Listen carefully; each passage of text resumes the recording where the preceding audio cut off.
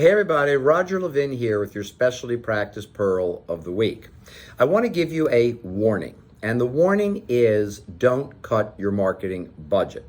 Now, there may be a few of you out there that suspect that I'm saying that because we have referral marketing consulting, probably the only program of its type, and I want you to become clients and I want you to not cut your marketing and invest in it. I promise you, I never think that way.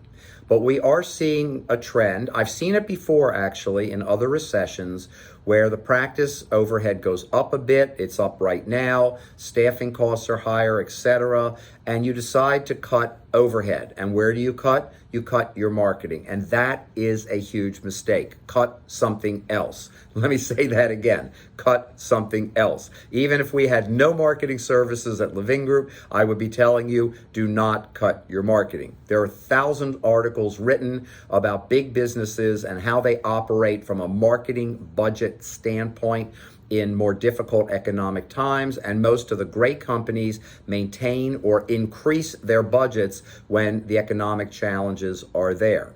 And frankly, the higher overhead is not temporary. It's going to stay. It's the new normal. So are you going to leave your marketing budget open for the next 5, 10, 20 years?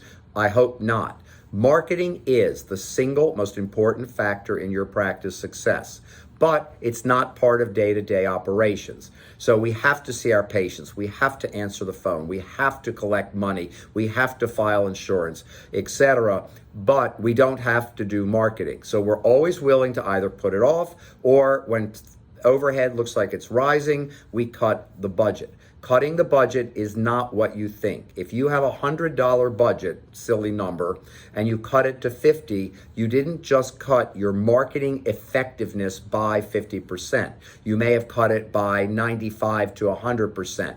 Marketing has a threshold. So if a patient has an infection, we wouldn't remove half a tooth or do half a root canal or do half of a periosurgery or something like that, because half is not getting half better. The infection is still there.